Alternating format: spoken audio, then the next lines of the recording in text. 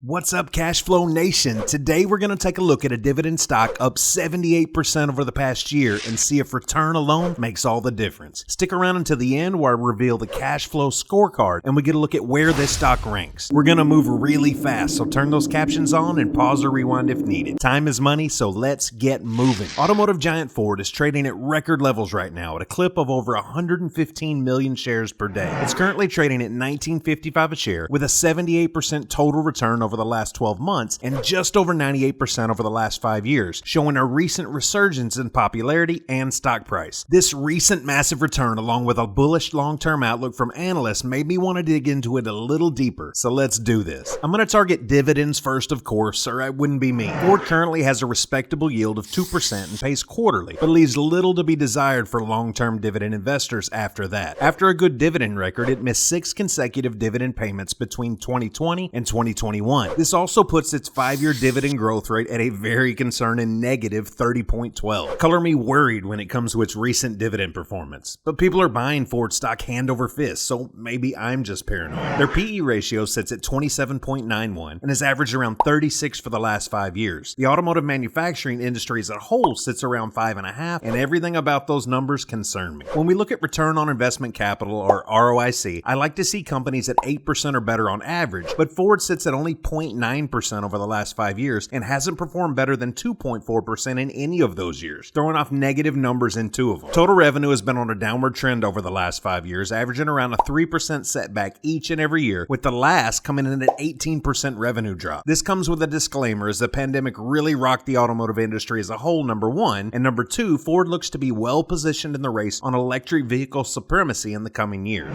Profit growth for Ford comes in at just under 1.8% and can be called stagnant if I'm being nice. Again, I do believe that the outlook is better moving forward, but that's really only a feeling and not solid or backed up by data in any sense of the word. Outstanding shares have stayed pretty flat, actually increasing slightly over the last 5 years. They're not buying back shares at a rate which are beneficial to their stockholders, and that really concerns me. When we look at the ratio of long-term liabilities to free cash flow, I consider any ratio under 5 as an indication of a top-tier balance sheet. Ford sits at just over 10 and is a concern for me on all fronts. Free cash flow has jumped significantly in the last reporting period after 4 consecutive years of declines. I will give them a little credit here for riding the ship, but 1 year doesn't make a trend. Price to free cash flow ratio for Ford comes in at 6.51, which is great since I like to see companies that center under 20 in most cases. This is the first solid sign we've seen in a sea of concerning metrics. Now, onto the scorecard. Taking the 10 metrics and awarding 0 to 2 points for each one, we get a score between 0 and 20. This gives me a good starting place and lets me know if I should look a little more closely. Ford gets 0 points for its negative dividend growth rate, 0 points for its dividend consistency and payout ratio, and 0 points for its massive PE ratio. It fails to return any points for 5-year return on capital investment at only 1.78% and 0 points for its declining revenue trend. Ford adds its first point to the scoreboard for profit growth, as it's been fairly flat, and another goose egg for its lack of share buybacks. Long-term liabilities to free cash flow ratio fails to record a point yet again, and free cash flow scores a single point for its major improvement in the last reporting period, failing to earn the second point due to its inconsistency. And we wrap things up with the first 2-point category in price to free cash flow ratio. Unfortunately, it's a little too late, as Ford comes in with a total score of 4 out of 20. I'm not telling you to steer clear of this stock, but I am saying that there are too many red flags for me to consider buying it as a dividend investor. If today's video helped you out in any way, pop that like button and subscribe to join the Cash Flow Nation. I'd also love it if you dropped a comment below and let me know if you agree or if you're buying Ford stock now. Thanks, and see you next time.